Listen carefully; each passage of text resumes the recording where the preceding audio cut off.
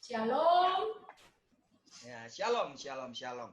Ya, saya mengenal beliau sudah 14 tahun yang lalu ya. 14 tahun yang lalu ketika kami sama-sama rumahnya di daerah timur, sekarang dia berpindah ke daerah barat. Jadi ya cukup jauh terpisah ya, puji Tuhan. Dan beliaulah yang membawa saya masuk di Persekutuan Doa Victory. Haleluya. Dia juga yang membawa saya masuk mengenalkan ke Ibu Gembala, Ibu Eli tahun 2010. Haleluya, puji Tuhan. Dan sampai hari ini kami sama-sama melayani, ya, puji Tuhan. Dan malam hari ini kita akan sama-sama mendengarkan kesaksian yang luar biasa, ya. Nah, judul kesaksiannya ini aja udah benar-benar membuat semua heboh, gitu ya. Bahkan saya posting di media sosial, mereka kaget dengan judul ini, saudara ya.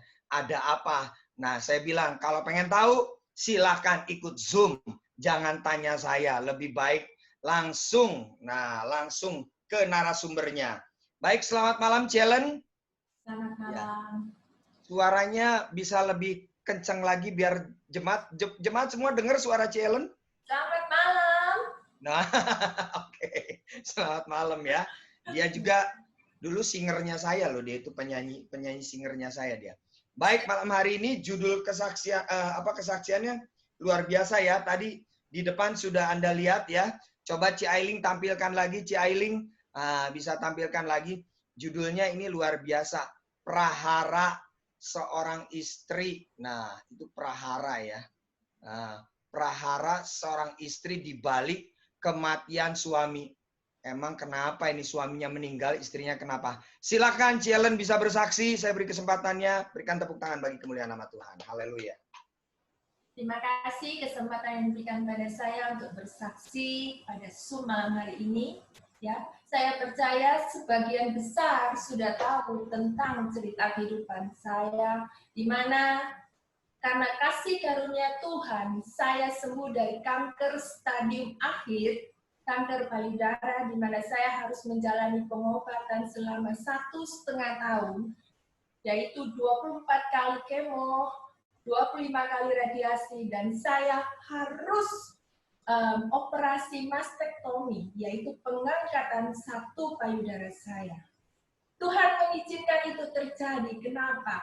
Karena Tuhan mau mengubah saya, ya, mengubah karakter saya, mengubah hati saya, mengubah pola pikir saya untuk menjadi seorang istri yang tunduk kepada suami, seorang ibu yang bijaksana untuk anak-anak. Ketika saya berubah, kehidupan rumah tangga saya yang kayak neraka, saya merasakan ada surga di dalam rumah tangga saya. Suami saya begitu baik menemani saya untuk pengobatan kemoterapi yang sangat panjang, yaitu 24 kali yang harus saya jalani setiap 3 minggu. Itu dari 2013 sampai 2015. Ketika kemoterapi selesai, saya menangis. Tuhan, terima kasih. Saya tahu itu kekuatan dan kemampuan yang Kau berikan di dalam diri saya untuk bisa menyelesaikan kemoterapi. Dan saya percaya berkat Tuhan untuk suami saya yang bisa membiayai seluruh biaya pengobatan itu. Tidak murah, sangat mahal pengobatan itu. Kehidupan saya yang saya rasakan seperti ada surga di dalam rumah tangga, tiba-tiba berubah. Karena tanggal 23 Mei 2018, 2 tahun yang lalu, suami saya dipanggil Tuhan. Tanggal 23, saya tidak bisa berdoa, saya tidak bisa melakukan apa-apa. Suami saya meninggal 23 siang. Besok hari, tanggal 24, tengah malam, ketika pulang dari rumah duka, saya berdoa kepada Tuhan. Tentunya saya nangis ya, sebagai seorang istri yang kehilangan suami, yang di mata saya, suami saya itu sangat baik, ya, sangat setia. di mana ketika saya berada di titik paling bawah dalam kehidupan saya tidak memiliki rambut saya habis karena kemo, kuku kaki saya lepas karena efek kemo, ya. Dan saya kehilangan satu payudara saya, suami saya setia menemani saya.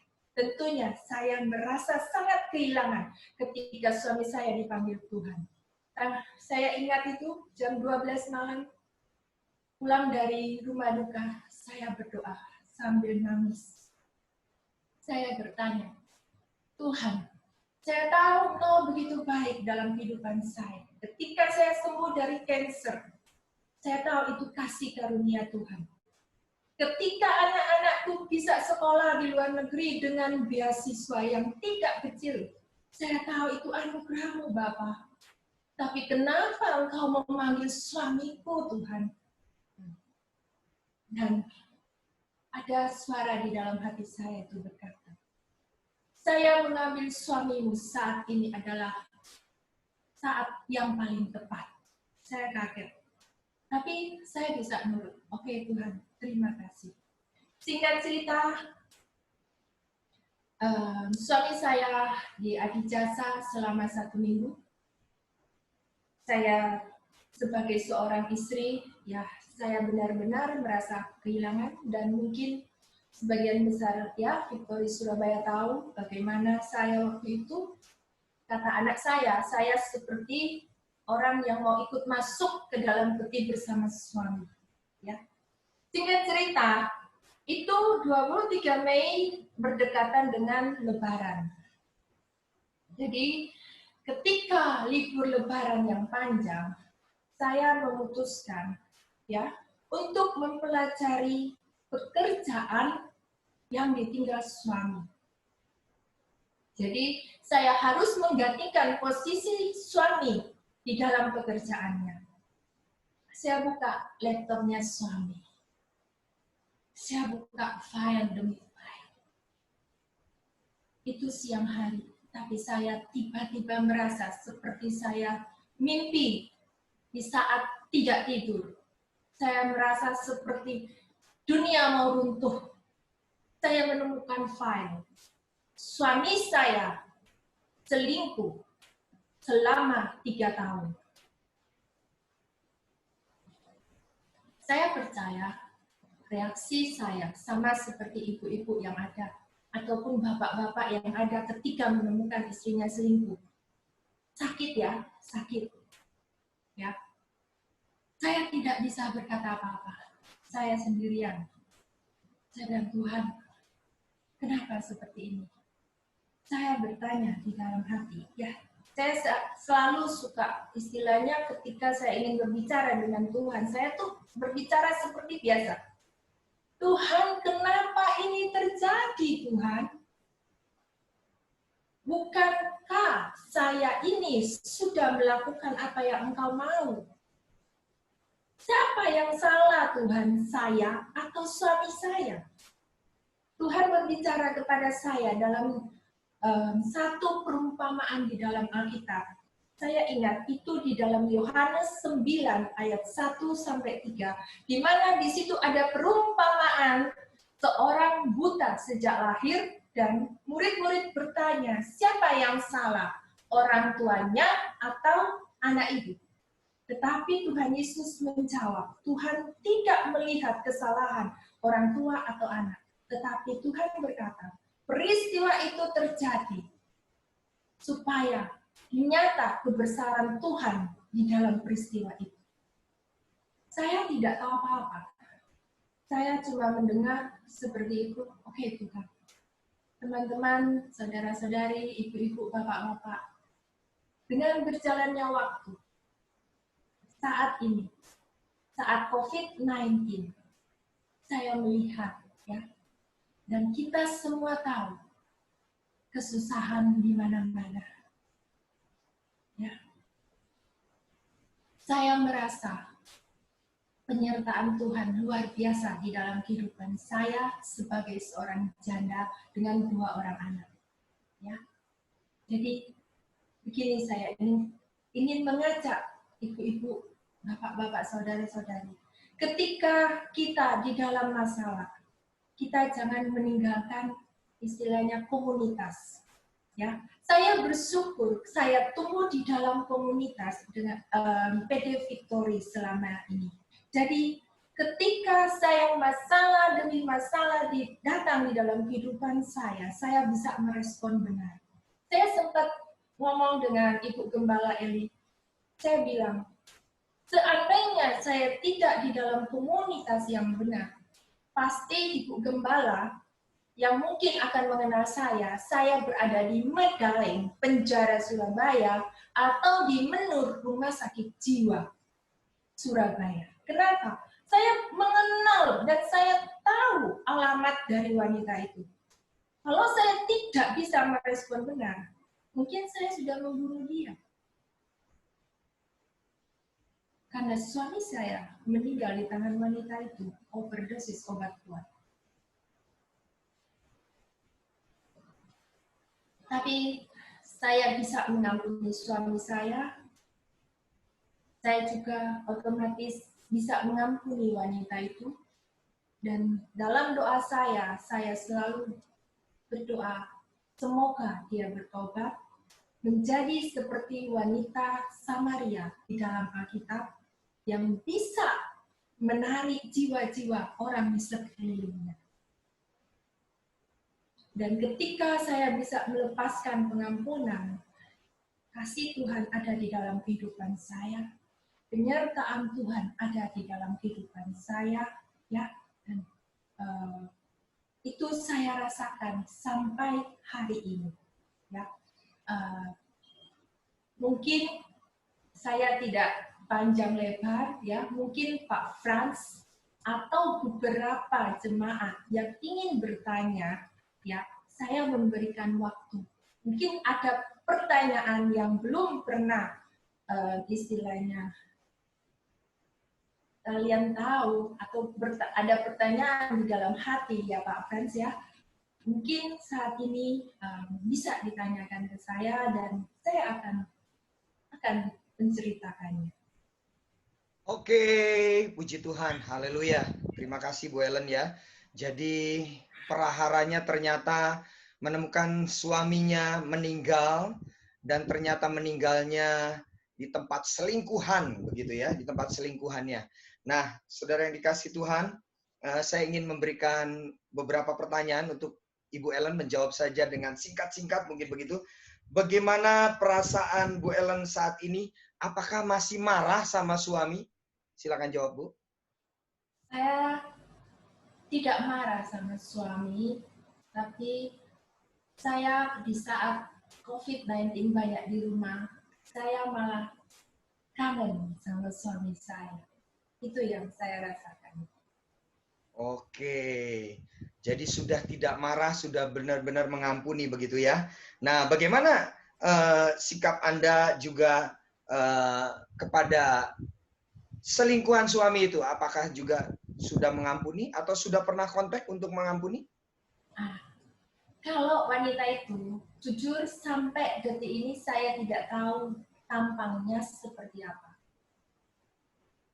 Tapi kalau Pak Frans tanya sudah pernah kontak, saya pernah waktu kejadian di mana saya tahu suami saya punya selingkuhan, handphone suami saya buka dan saya cari nama wanita itu. Ketika saya ketemu, saya WhatsApp, ya. Akhirnya saya tidak tahu juga dari mana kekuatan dalam diri saya WA dia. Kamu itu berdosa. Ya, kamu yang menyebabkan suami saya meninggal. Dan kamu mengatai saya dan kamu mengata-ngatai saya, kamu tidak tahu saya ini adalah biji mata Tuhan. Tapi saya bilang kepada ibu-ibu, saudara-saudari, ya, kalau saya tidak punya Roh Kudus, ya mungkin tidak akan selesai saya akan WhatsApp-an sama dia. Tapi dengan kuasa Roh Kudus saya bisa menahan diri dan saya hanya berkata, kamu harus bertobat. God bless you. Saya langsung matikan dan saya buang nomor suami saya. Hanya sampai di situ hubungan saya dengan wanita itu. Itu aja Pak Frans. Oke, baik. Pertanyaan berikutnya, bagaimana mengatasi hancur hati dari Ibu Ellen ya atas meninggalnya suami justru dengan wanita selingkuhan itu?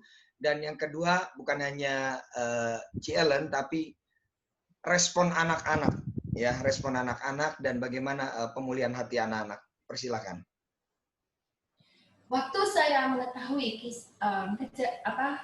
suami saya punya selingkuh, saya memanggil anak saya yang tertua. Ketika saya manggil, Mama mau ngomong. Pikiran saya, anak saya tidak tahu. Tapi anak saya, di luar perkiraan saya, dia berkata, Mama tidak usah ngomong, karena saya tahu Papa itu punya wanita lain. Saya seperti disambar geledak. Kok bisa kamu tahu, Nak? Ya, Papa diantar wanita itu ke rumah sakit dan wanita itu memperkenalkan diri kepada Cece dan Nene sebagai pacar Papa selama 3 tahun. Wow. Saya tidak bisa berkata apa-apa. Tapi satu hal yang saya tangkap, saya bersyukur anak-anakku ada dalam penguasaan diri. Saya ingin menyampaikan di sini, ketika kita seorang ibu atau seorang bapak di dalam Tuhan, anak-anak itu adalah satu paket, ya, satu paket. Tuhan tidak pernah akan membiarkan. Tuhan memelihara saya, Tuhan pasti memelihara anak-anak saya. Saya bisa bayangkan kalau anak saya tidak bisa menguasai diri, pasti keributan terjadi di rumah sakit itu. Dan ceritanya akan panjang. Dan satu hal lagi saya lihat, Tuhan Yesus menyayangi saya, menyayangi suami saya, menyayangi anak-anak saya. Jadi keluarga kita ini seakan sama Tuhan ditutup bungkus, sehingga proses pemakaman suami saya ya itu berjalan dengan terhormat. Saya tidak bisa bayangkan kalau kejadian di mana wanita memperkenalkan diri dan heboh semua. Jujur, sebagai seorang istri yang dihianati, ya pasti akan emosi, ya dan tidak akan kelihatan istilahnya sebagai wanita yang betul-betul seorang istri yang betul-betul kehilangan.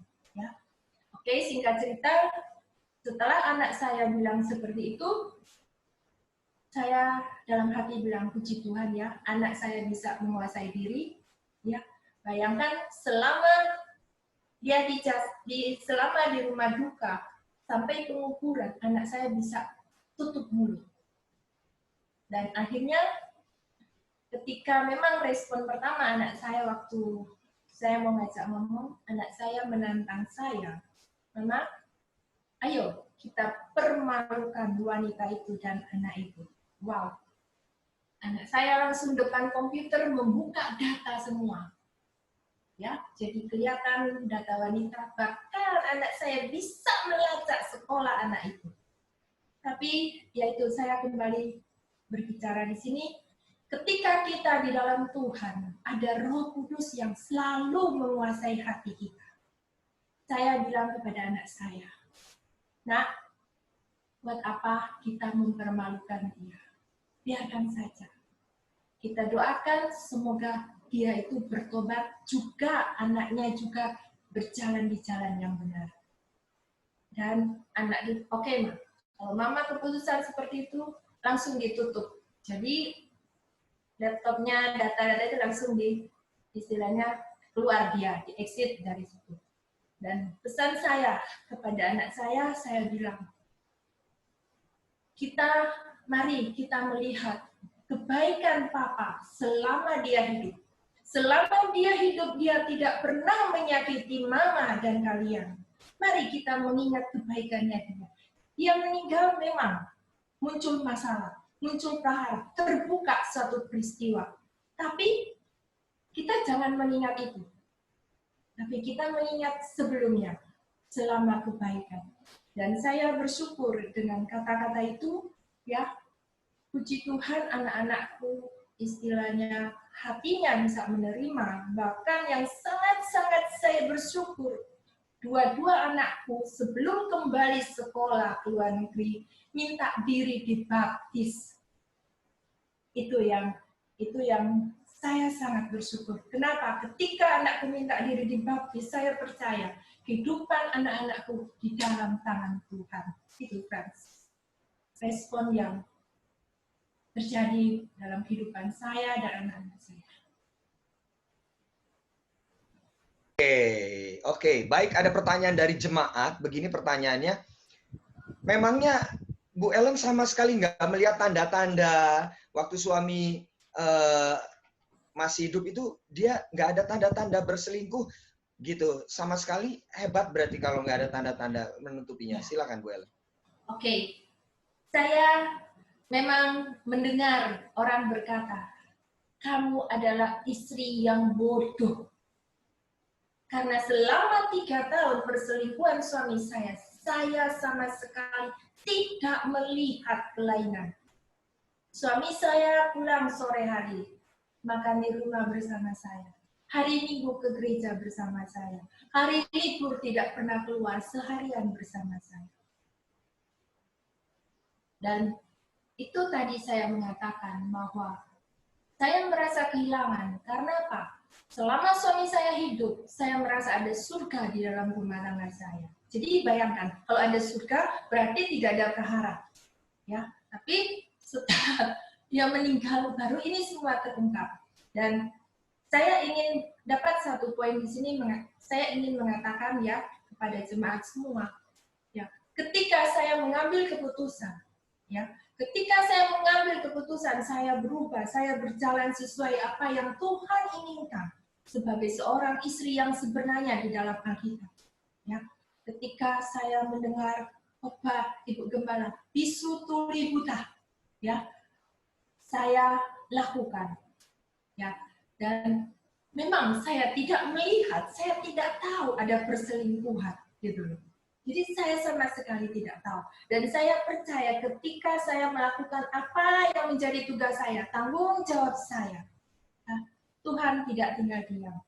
Dan ketika Tuhan sempat bilang, ketika saya bertanya, kenapa engkau mengambil suamiku Tuhan? Dia bilang, ini saat yang tepat saya mengambil suamimu.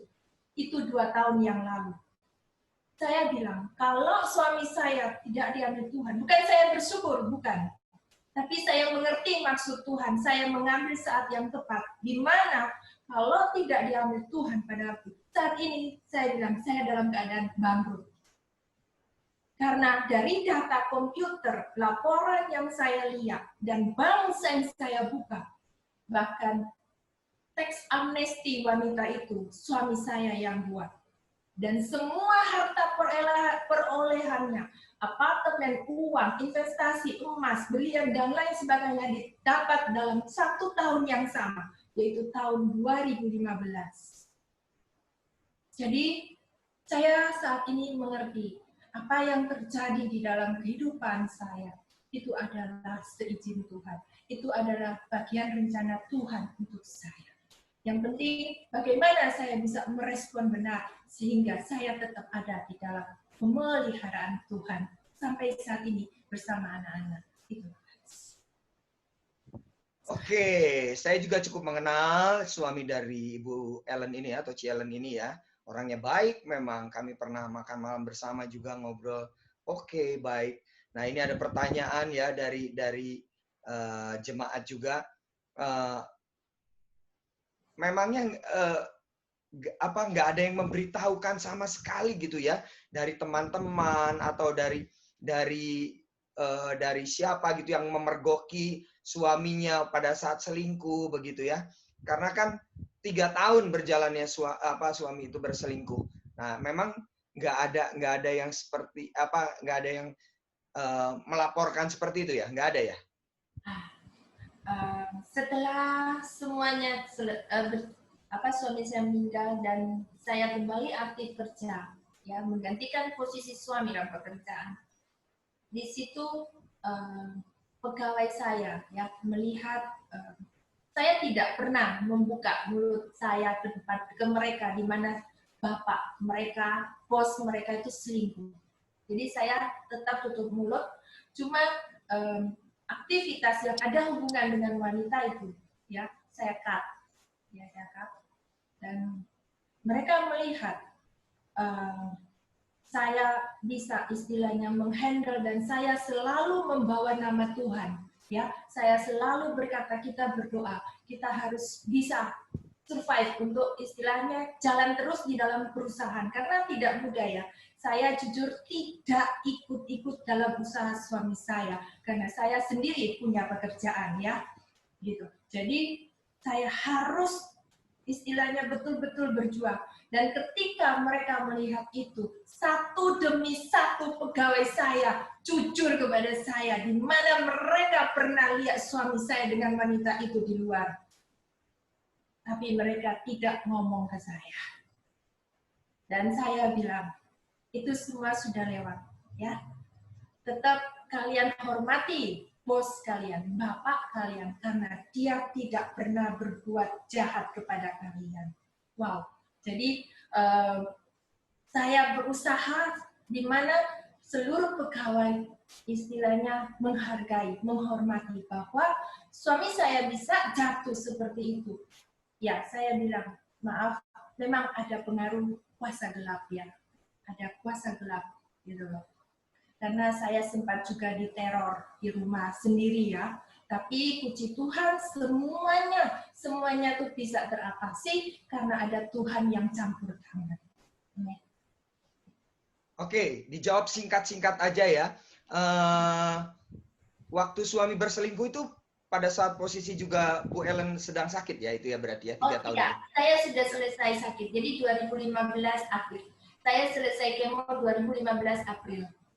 Oke, berarti justru setelah Bu Ellen sembuh ya, begitu ya. Oke. Baik, selanjutnya ada pertanyaan begini, apakah selingkuhan dari suami itu karyawan suami sendiri atau bukan? Singkat aja, Bu. Oh, bukan. Dia salah satu broker. Suami saya kalau beli mata uang asing ke dia. Oke. Baik, ada pertanyaan lagi ya. Menurut Ibu, apakah suami Ibu masuk surga karena waktu dia dipanggil pulang, apakah sudah bertobat posisinya begitu kira-kira menurut Ibu? Oke. Saya juga sempat bertanya, waktu dengan sudah istilahnya hati saya mulai tenang, tapi tetap kepikirannya, di mana suami saya? Saya bertanya kepada Tuhan, Tuhan, suami saya di surga atau neraka? Dan Tuhan memberi saya perumpamaan, memberi saya ayat dalam Alkitab, bukan perumpamaan, ya, tapi ayat di dalam Alkitab.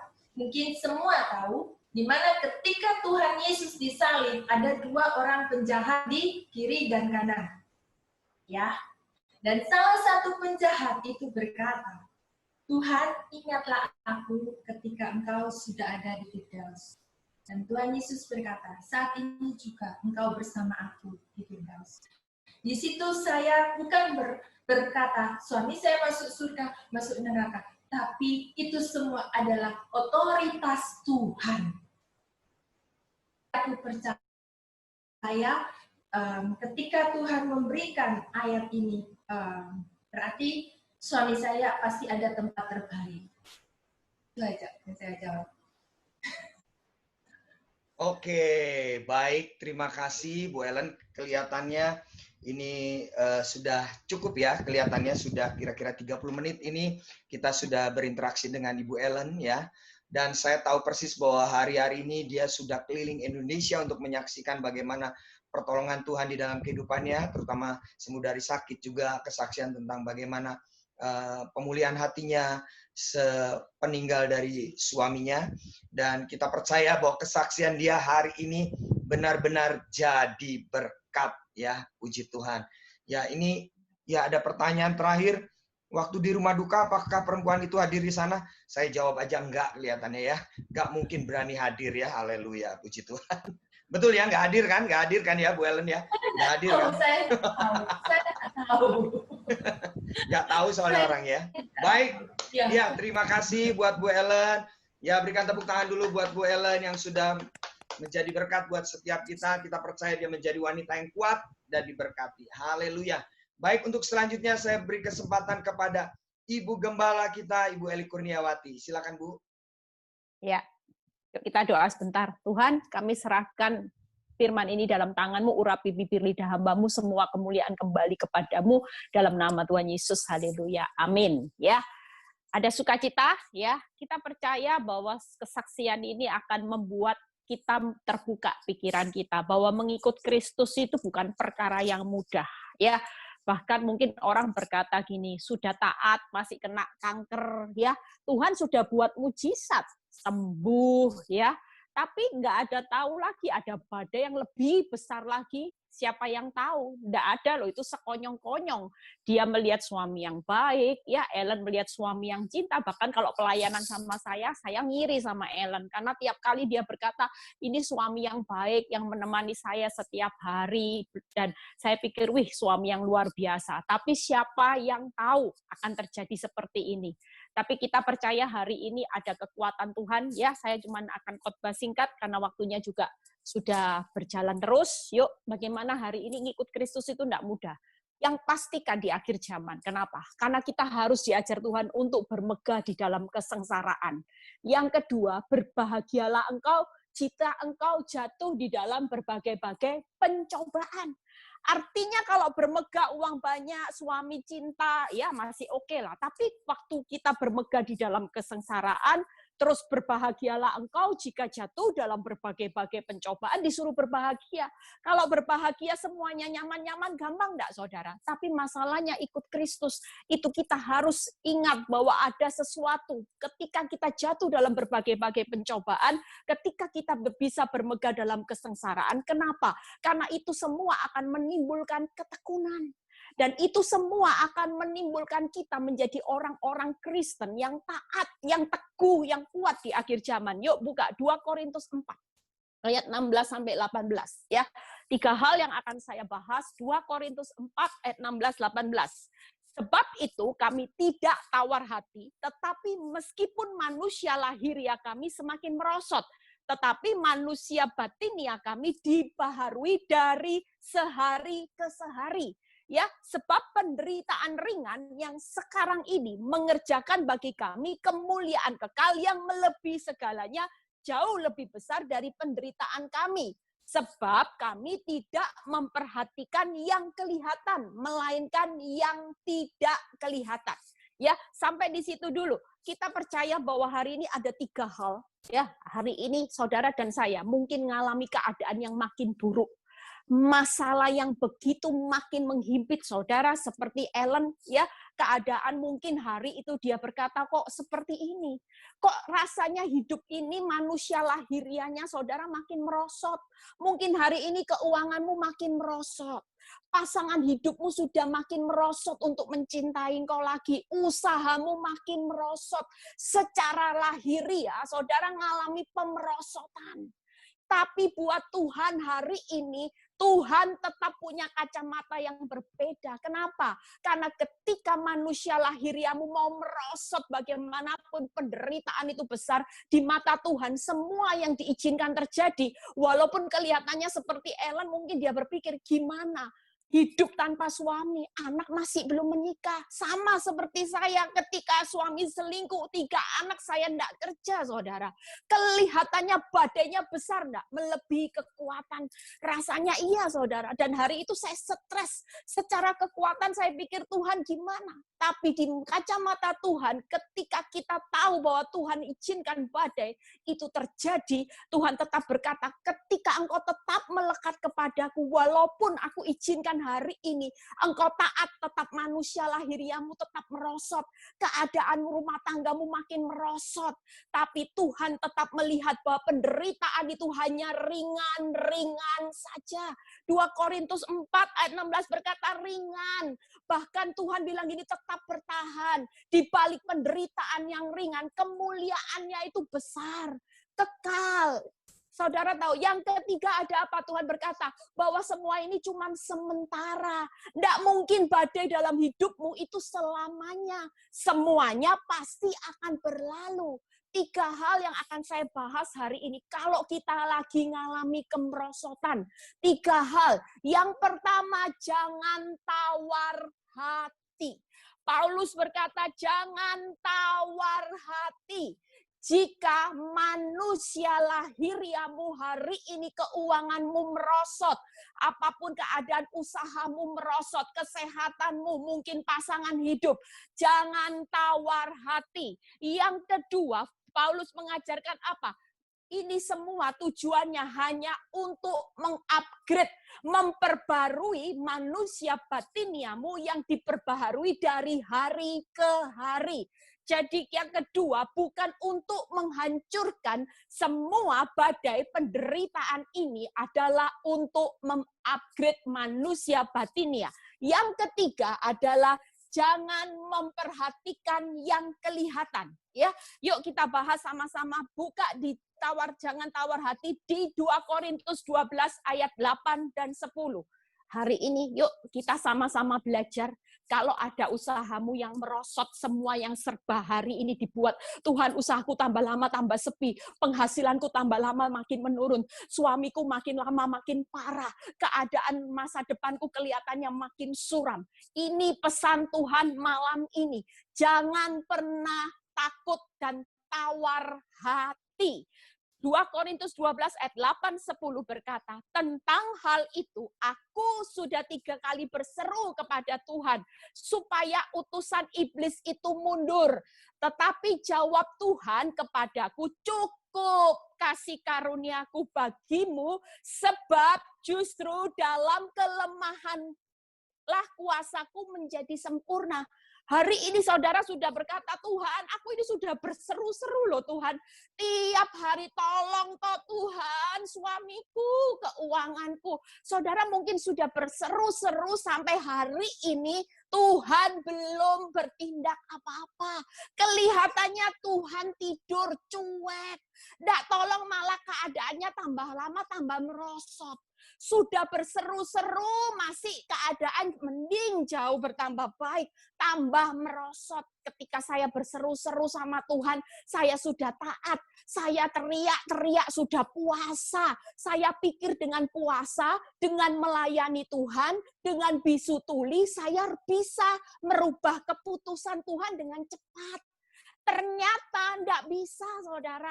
Keputusan Tuhan tetap keputusan yang mutlak. Dia berhak menentukan jalan hidup saudara dan saya. Tetapi dia tetap berkata malam ini, tenang nak, penderitaanmu itu ringan.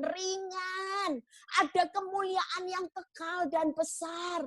Bahkan ini cuman sementara Tuhan berkata, jangan tawar hati. Karena Tuhan berkata gini, Paulus berkata, bermegahlah di dalam kesengsaraan. Malam ini Tuhan berkata buat saudara dan saya, cukup kasih karuniaku. Engkau pasti sanggup menanggung segala perkara. Karena semua penderitaan itu tidak akan melampaui kekuatanmu. Aku sudah punya jalan keluarnya. 3 hal kalau saudara tidak tawar hati melalui firman ini. Yang pertama adalah bermegah atas kelemahanku, supaya kuasaku turun menaungi hidup saudara dan saya. Hari ini jangan tawar hati.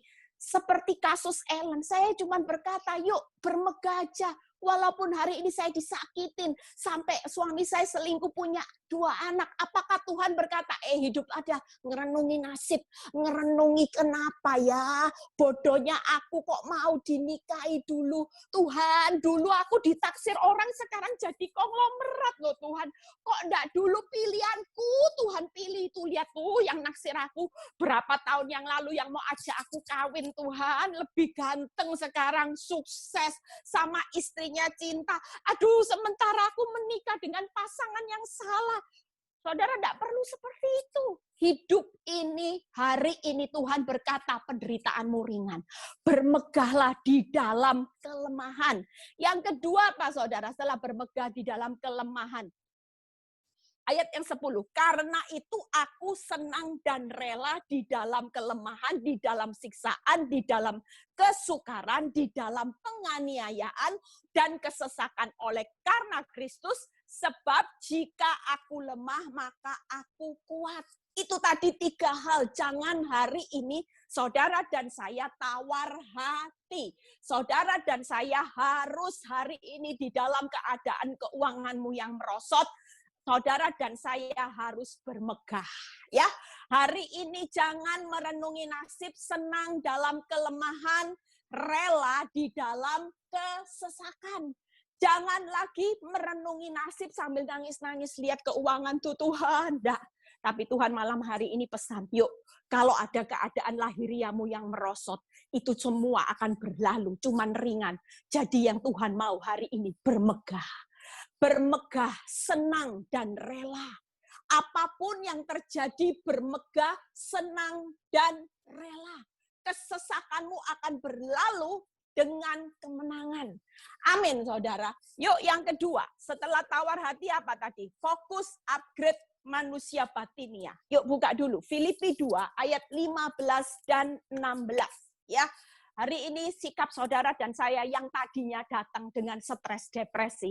Ingat apa yang Tuhan mau. Dunia tidak bisa bermegah, tidak bisa senang, tidak bisa rela. Karena dunia tidak mengerti kebenaran. Tapi buat saudara dan saya yang mengerti kebenaran malam ini, Tuhan mau kita bangkit di dalam kemegahan, di dalam kesenangan, di dalam kerelaan. Karena semuanya akan berjalan menjadi sesuatu yang jauh lebih baik. Masa depan yang lebih baik Tuhan sudah sediakan buat saudara dan saya. Filipi 2 ayat 15-16. Supaya kamu tiada beraib, tiada bernoda sebagai anak Allah yang tidak bercelah di tengah angkatan yang bengkok hatinya dan yang sesat ini. Lihat di akhir zaman, ini adalah angkatan yang bengkok dan sesat sedang terjadi. Tapi buat saudara dan saya, di tengah masalah manusia lahiriamu yang makin merosot, supaya saudara dan saya hari ini bisa hidup. Jangan sampai kita ikut hati kita juga bengkok dan sesat. Justru melewati keadaan yang tidak mudah. Itu tujuan Tuhan supaya saudara dan saya dibedakan dengan dunia. Dunia ini sedang dalam perjalanan dilenyapkan, hancur. Tapi buat saudara dan saya hari ini Tuhan mau persiapkan saudara dan saya menikmati kehidupan, kebahagiaan kekal selama-lamanya. Saudara lihat ayat kata berikutnya. Sehingga kamu bercahaya di antara mereka seperti bintang-bintang di dunia. Sambil berpegang pada firman kehidupan, agar aku dapat bermegah pada hari Kristus. Bahwa aku tidak percuma berlomba, tidak percuma bersusah-susah. Hari ini mau keadaan seperti Ellen, habis kanker, setelah itu usaha sepi, ya mungkin saudara ngalami keadaan makin merosot, benar-benar usaha, enggak perlu takut, bermegah aja. Kenapa? Karena Tuhan itu sudah menjanjikan sesuatu yang terbaik. Jangan sampai hari ini kita terpuruk, di tengah keuangan yang merosot terpuruk, akibatnya apa? Saudara dan saya percuma berlomba-lomba, percuma bersusah-susah. Kenapa? Seharusnya dalam keadaan yang makin merosot, tujuan Tuhan fokus, upgrade manusia batiniamu. Dengan apa? Itu tadi, jangan hidup ya tidak bernoda dan bercela, saudara. Yang pertama, tidak bernoda dan bercela. Bisa ditayangkan slide-nya, ya. Yang kedua adalah tetap bercahaya seperti bintang di dunia. Saudara dan saya tetap hari ini tujuan proses supaya pegang teguh firman Tuhan. Karena tanpa firman, saudara tidak akan bisa berdiri di akhir zaman. Kompas hidup itu firman. Amin, saudara. Ya, kita hari ini, yuk sama-sama hari ini. Saudara akan jadi terang dan garam dunia. Manusia lahiriamu, saya berjuang hari ini. Manusia lahiriah saya dihabiskan, saudara. Keadaan tidak bertambah baik. Tapi ketika saya mengerti firman, saya tahu Tuhan punya tujuan. Tuhan mau upgrade hidup saya. Sehingga hari ini saya bisa menjadi terang dan garamnya. Saya tetap tidak bernoda dan bercela. Saya berusaha menjaga kekudusan saya sampai hari ini. Saya tetap pegang teguh janji Tuhan sampai hari ini.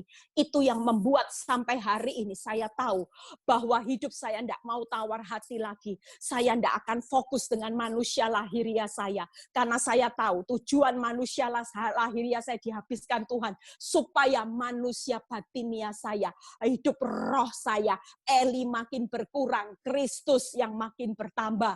Itu tujuannya. Makanya Tuhan tidak pernah pusing. Hidupmu mau jatuh dalam berbagai-bagai pencobaan. Justru Tuhan bilang ini alatku yang paling ampuh untuk membentuk karakter Kristus. Justru kalau kamu nyaman-nyaman saja, kamu akan hidup terbuai. Manusia batiniamu merosot, lahiriamu makin kaya, makin bahagia, nyaman Tuhan, uang banyak, disayang suami, hidup tidak ada badai. Bisa tidak batinianya diperbarui? Tidak bisa. Tapi justru ketika lahiriah saya dihabiskan Tuhan, saya mulai bangun kehidupan buah-buah roh. Karakter Kristus mulai terbentuk. Saya makin tekun untuk mengampuni. Saya makin tekun untuk bersabar. Karena saya tahu Tuhan sedang menguji iman karakter saya untuk makin kuat di akhir zaman ini. Dan saya tetap teguh pegang firman Tuhan. Yuk, yang terakhir, bagaimana yang ketiga, jangan kelihatan. Ya, jangan fokus dengan apa yang kelihatan. Hari ini yang kelihatan itu apa? Sementara. Yang tidak kelihatan nilainya kekal. Saudara dan saya jangan fokus dengan apa yang terjadi dengan perkara-perkara di dunia. Itu cuman lewat. Lukas 22 ayat 28-30. Yuk buka sama-sama. Yang terakhir ya, Lukas 22 ayat 28 sampai 30. Kamulah yang akan tetap tinggal bersama-sama dengan aku dalam pencobaan. Saudara lihat dalam segala pencobaan, apakah Tuhan berkata gini, kamu tetap tinggal ya bersama-sama dengan aku di dunia dalam segala kenyamanan? Ada enggak saudara? Dalam segala kebahagiaan, kelimpahan? Enggak loh saudara.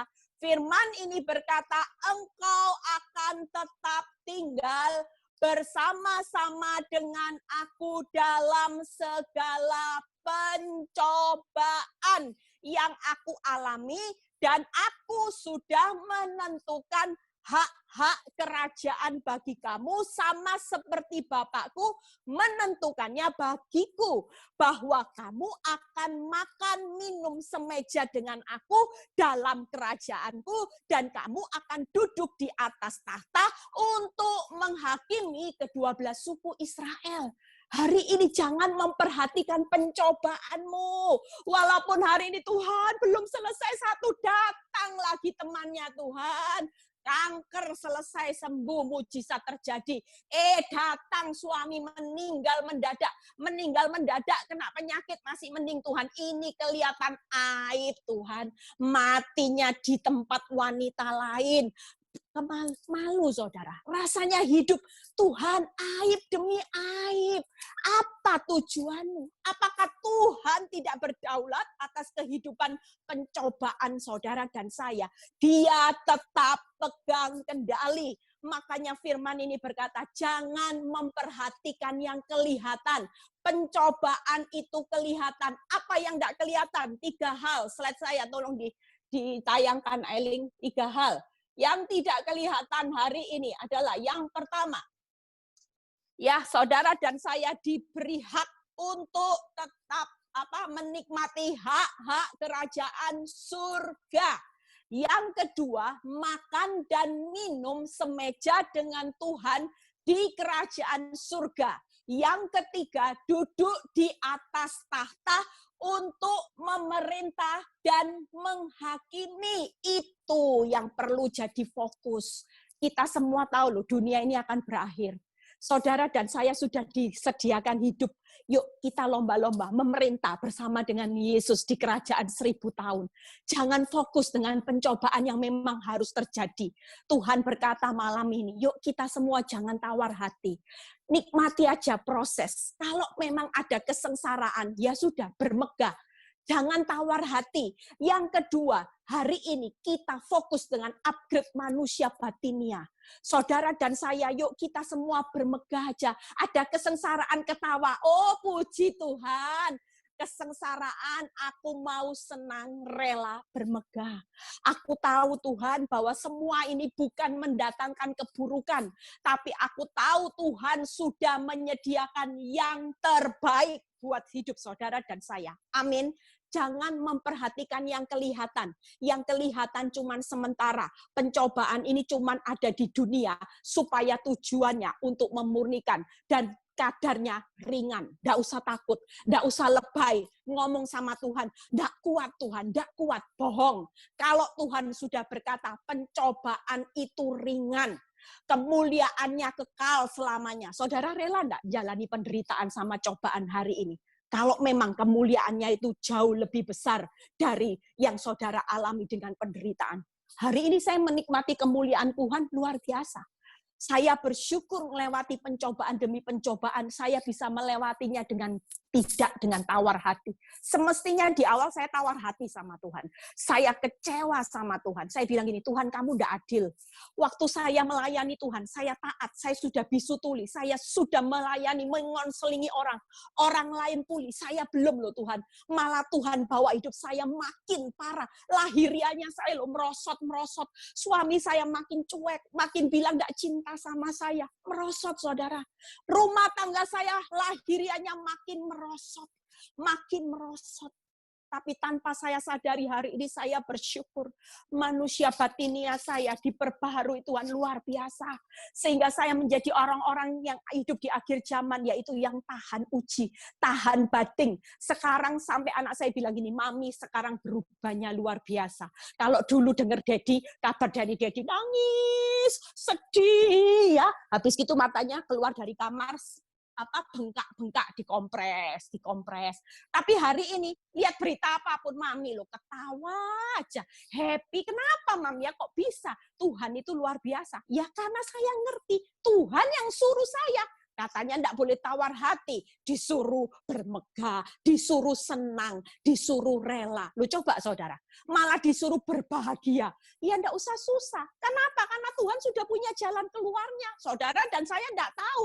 Tapi buat Tuhan, seburuk apapun masalahmu, Tuhan bilang gini, kecil, penderitaannya ringan, kemuliaan jalan keluarnya nanti. Kamu akan kagum dengan caraku. Kamu akan takjub dengan caraku untuk menolong engkau. Dan itu cuma sementara, pencobaanmu sementara. Tapi nanti kamu akan menikmatinya selamanya. Yang enggak kelihatan itu tadi saudara. Apa? Duduk semeja, menikmati hak kerajaan surga. Yang ketiga, ikut memerintah. Ya, saya sudah selesai 3 hal. Yuk malam ini jangan tawar hati. Yang kedua, upgrade ya. Fokus untuk memperbaiki manusia batiniamu. Yang ketiga, jangan memperhatikan yang kelihatan. Amin. Yang kelihatan cuman sementara. Ya, seburuk apapun ucap syukur. Hari ini saya mau melihat semua jemaat PD Victory, tidak ada mukanya yang kayak Bu Daniel. Ya, dengar berita apapun, ingat pesan Bu Eli, disuruh bahagia, disuruh senang, disuruh rela, disuruh malah bermegah. Orang bermegah itu apa? Bangga. Suamimu loh sampai punya 2 anak. Oh, enggak apa-apa, enggak masalah. Buat Tuhan kecil. Nanti kamu akan lihat apa yang akan Tuhan lakukan di balik aib yang kelihatannya memalukan keluargaku. Kamu kan belum tahu, ini kan belum ending. Ceritanya belum berakhir. Jadi dunia enggak bisa ngomongin saya hari ini. Yang saya tahu hari ini, saya tetap senyum Pepsodent, awet muda, gampang tidur, makan banyak, sehat, imun kuat.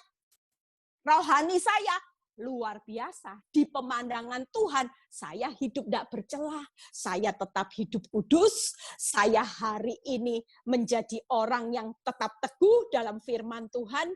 Itu yang saya hari ini mau persembahkan buat Tuhan. Saudara mau malam ini? Yuk kita tutup dalam doa ya. Sudah selesai, ada pertanyaan lagi? Tidak ada? Ya, saya tutup dalam doa, setelah itu saya berikan sebuah peran. Tuhan, kami mengucap syukur buat malam ini. Kami tahu bahwa kebenaran-Mu itu yang memerdekakan kami. Malam ini, seberat apapun kami sudah dengar kesaksian dari seorang wanita yang teguh. Dengan adanya badai kanker, dia sudah mengalami pemulihan. Dengan adanya badai di mana suaminya hari ini sudah meninggalkannya selama-lamanya, Tuhan.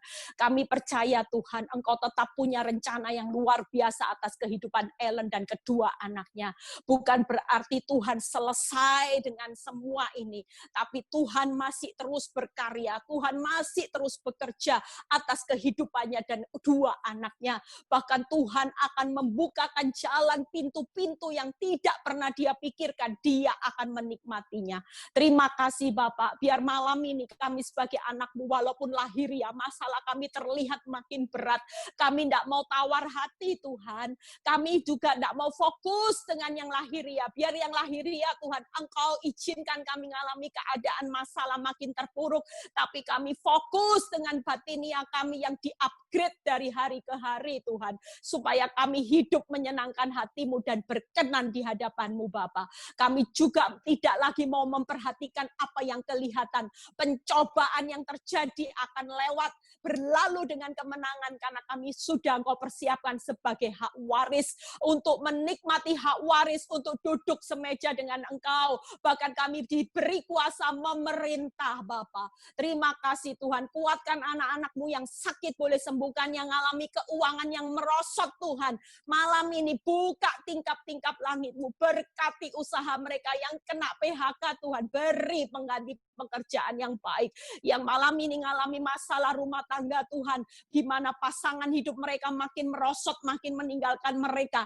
Kami percaya malam ini terjadi satu terobosan di mana pemulihan itu terjadi Bapa. Kuasa-Mu bekerja, berkati Fras, Wulan, Tuhan Ailing, semua Tuhan yang mendukung acara Zoom ini, Tuhan jeripaya mereka tidak pernah sia-sia. Biarlah kasih karunia-Mu menyertai, damai sejahtera angkat kedua tangan saudara, menyertai saudara malam ini. Berkat Abraham, Ishak, Yakub, damai sejahtera Allah Bapa, Putra, dan Roh Kudus menyertai saudara dan saya mulai malam ini sampai Maranatha Tuhan Yesus datang yang kedua kali. Yang diberkati dan percaya berkata amin. Ya, Amin. Tuhan Yesus memberkati, tetap kuat. Oke. Amin. Baik.